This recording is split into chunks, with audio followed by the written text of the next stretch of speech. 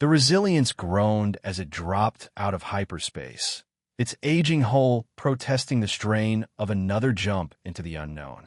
Captain Elias Grant stood on the bridge, his weathered hands gripping the command rail as he surveyed the star system ahead. Another potential graveyard of human dreams. 50 years. 50 years since the Galactic Council had branded humanity a threat to interstellar peace and banished them to the Outer Rim. Grant had been a young lieutenant then, watching in horror as entire human colonies were forcibly relocated or simply cut off from the galactic community. The official record spoke of human aggression, of unprovoked attacks on Council vessels. But Grant remembered the truth, how humanity's rapid technological advancement and stubborn independence had made the older species nervous. "Captain," called Lieutenant Commander Sarah Chun from the navigation station, her voice cutting through his memories. "Long-range sensors are picking up energy signatures." Multiple sources. Grant's pulse quickened. After 18 months of searching the quarantine zone, they'd found only ruins and ghost towns, the skeletal remains of human outposts that had slowly died in isolation. But energy signatures meant life, meant hope. "Take us in, but keep our distance," he ordered. "Passive scans only. If there are survivors out there, I don't want to spook them." The Resilience was a relic itself, a military frigate repurposed for exploration, its weapon systems stripped to make room for extra fuel and supplies. Grant's crew of 43 represented the best humanity could muster from the struggling colonies of the Rim worlds. They were explorers, diplomats, and warriors all at once, driven by a desperate hope that somewhere in the vast emptiness, their people had not merely survived, but endured. As they approached the fourth planet in the system, Grant's hopes began to soar. The energy readings were massive. Not the fading power signatures of dying settlements, but the robust output of a thriving civilization. "Captain," Chen's voice was tight with disbelief. "I'm reading industrial complexes, orbital platforms, and, sir, there are ships. Dozens of them." The main viewer flickered to life, revealing a sight that made Grant's breath catch. The planet below was alive with light, its orbital space crowded with sleek vessels that looked nothing like the utilitarian ships he knew. These craft were elegant, their hulls gleaming with what appeared to be some kind of adaptive armor that shifted between matte black and mirror bright, depending on their angle to the local star. "Unknown vessel." A voice crackled over the comm system, speaking in crisp, unaccented English. "You are entering restricted space. Identify yourself immediately." Grant stepped forward, his heart pounding. "This is Captain Elias Grant of the Resilience, representing the Outer Rim Colonial Alliance. We're searching for survivors of the human diaspora." A long pause followed. Then, "Captain Grant, prepare to be boarded. Admiral Reyes wishes to speak with you personally." Within minutes, a sleek shuttle had docked with the Resilience. The airlock cycled open to reveal 3 figures in form-fitting black uniforms that seemed to absorb light. Their leader, a tall woman with silver-streak hair and eyes like tempered steel, stepped forward and extended her hand. "Captain Grant," she said with a slight smile, "I'm Admiral Cassandra Reyes of the Eclipse Accord. Welcome to New Prometheus." Grant shook her hand, noting the subtle augmentations visible at her temples, neural interfaces of a sophistication he'd never seen. "Eclipse Accord? I've never heard of." "Of course you haven't," Reyes replied smoothly. "That was rather the point. Come, Captain. There's much to show you." The shuttle ride to the planet's surface was a revelation. New Prometheus wasn't just surviving. It was flourishing. Towering cities rose from verdant valleys, their architecture a breathtaking fusion of human creativity and alien-inspired engineering. The technology was clearly decades ahead of anything in the Outer Rim colonies. "Ow!" Grant whispered as they descended toward a massive spaceport complex. "Necessity," Reyes answered simply. "When the Council exiled us, they assumed we would either die quietly in the dark or crawl back begging for readmission. They underestimated what humans do when cornered. We adapt, we evolve, and we become something new." The briefing chamber in the Eclipse Accord headquarters was impressive, A circular room with holographic displays showing star charts, fleet positions, and resource allocation data. Grant found himself surrounded by officers whose mere presence radiated competence and purpose. The Eclipse Accord represents 17 hidden human colonies, Reyes explained as data flowed across the displays. We spent 5 decades building a network of settlements, research facilities, and fleets. While the Council believed us broken, we were becoming stronger. But why the secrecy? Grant asked. The Outer Rim colonies are struggling. We could have helped each other. Admiral Reyes touched a control, and the display shifted to show intelligence reports. Because we knew this day would come. The Council's fear of humanity wasn't random paranoia. They were afraid because they knew their own weaknesses. We've been watching, Captain. The Galactic Council is rotting from within. She gestured to another display showing political instability, economic collapse, and military overstretch across Council space. 3 member worlds have declared independence in the past year alone. The Zephyrian Collective is in open revolt. The ancient alliance that held the galaxy together for millennia is coming apart. Grant studied the data, his mind racing. You're planning something. We're planning to survive, Reyes corrected, and to ensure that when the current order collapses, something better takes its place. The tour of New Prometheus that followed left Grant speechless. He saw research laboratories where human scientists worked alongside artificial intelligences of staggering sophistication. He visited manufacturing centers where exotic matter was shaped into components for vessels that could travel between stars without hyperspace lanes. Most remarkably, he met citizens who had never known the despair of exile, children and young adults who looked to the future with confidence and hope. That evening, as Grant walked through the capital city's Central Plaza, he encountered Dr. Marcus Webb, a young xenoarchaeologist who had requested to meet with him. Captain, Webb said, his eyes bright with excitement. Admiral Reyes told me about your mission. I think I have something that might interest you. He led Grant to a secure laboratory deep beneath the city, where a crystalline artifact sat suspended in a field of crackling energy.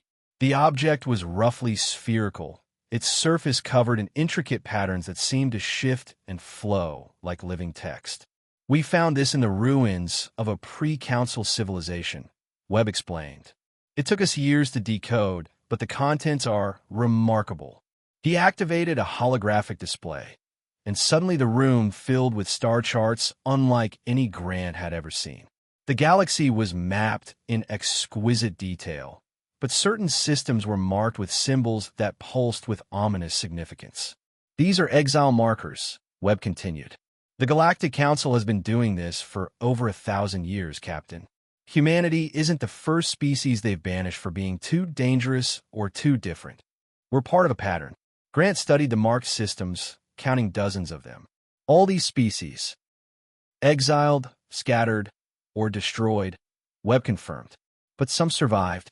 According to this, there are at least 6 major civilizations out there, all cast out by the Council for various reasons. The Void Walkers, masters of dark energy manipulation.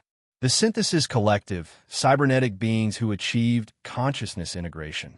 The Quantum Shepherds, who learned to manipulate probability itself. My God, Grant breathed. If they're all still out there, imagine what we could accomplish together, Webb finished. 6 advanced civilizations, all with grudges against the Council and reasons to forge a new path. The next morning brought a meeting of the Eclipse Accord's senior staff. Admiral Reyes stood at the head of a massive tactical display showing the current galactic situation. The time for hiding is over, she announced. Our intelligence network reports that the Council is planning a final purge of the quarantine zones. They intend to eliminate all human settlements to prevent us from becoming a future threat. Grant felt his blood run cold. The Outer Rim colonies are first on their list, Reyes confirmed grimly. Which brings us to a crossroads. We can continue hiding, hoping they never find us, or we can act. She gestured to the display, which now showed the locations of the exiled civilizations Webb had identified. Dr. Webb's discovery has given us an opportunity. We propose Operation Uprising, a coordinated effort to contact these exiled species, forge an alliance, and present the galaxy with an alternative to the Council's corrupt order. "You're talking about war," Grant said quietly. "I'm talking about liberation," Reyes replied. "The Council's member worlds are already rebelling. Their military is stretched thin. If we can unite the exiled peoples and offer protection to any world that wishes to join us, we won't need to fire a shot." Young Dr. Webb stepped forward. "Captain Grant, I'd like to volunteer for the contact missions. My research has prepared me for dealing with radically different species and cultures." Grant looked at the eager scientist, then at the faces around the table. Humans who had turned exile into opportunity, who had forged strength from isolation. "What about the Outer Rim colonies? They're not prepared for a war. They won't have to fight," Reyes assured him. "The Eclipse Accord has the military strength to protect them. But we'll need their moral authority. You've become a symbol of human perseverance, Captain. Your voice carries weight in the colonies." The weeks that followed were a whirlwind of activity. The Resilience was upgraded with Eclipse Accord technology, transforming it into a vessel capable of long-range exploration beyond anything Grant had imagined. Dr. Webb led a team of diplomats and scientists to make contact with the exiled civilizations, while Grant coordinated with the Outer Rim colonies to prepare them for what was coming. The first contact with the Void Walkers nearly ended in disaster. Their mastery of dark energy had left them suspicious of matter-based life forms. But Webb's patient diplomacy, combined with the shared experience of Council persecution, eventually won them over. The Synthesis Collective proved easier to convince. As cybernetic beings, they had been exiled for achieving what the Council considered unnatural evolution. Their computational abilities made them invaluable allies for coordinating the growing rebellion. One by one, the exiled civilizations joined what became known as the Commonwealth of the Forgotten. Each brought unique capabilities. The Quantum Shepherd's ability to calculate probability matrices, the Synthesis Collective's information warfare expertise, the Void Walker's mastery of exotic physics. But it was the discovery of a nurturing host that truly changed everything. This peaceful species had been exiled simply for refusing to abandon their policy of uplifting primitive species, a practice the Council viewed as dangerous interference. They brought with them dozens of young civilizations they had secretly been developing, all eager to escape Council oppression. As the Commonwealth grew, so did unrest within Council space. The revelation that multiple advanced civilizations existed beyond their borders, all united in opposition to Council authority, sparked massive civil disobedience. Entire star systems declared independence, seeking protection under the Commonwealth banner.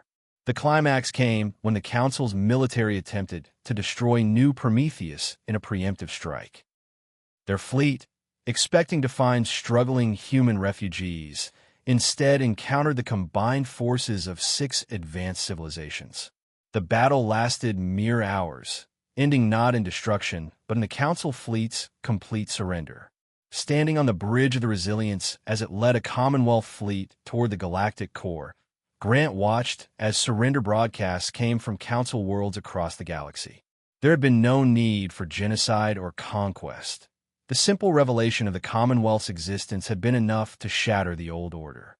"Captain," Admiral Reyes's voice came over the comm. "We're receiving surrender broadcasts from the Council's remaining leadership. They're requesting terms." Grant smiled, remembering the desperate hope that had driven him to search the quarantine zones. "Tell them our terms are simple. They can join the Commonwealth as equals, or they can go their own way in peace. But the age of exile is over." The ceremony on the former Council homeworld was attended by representatives from across the galaxy. Species that had lived in fear of exile stood alongside those who had survived it.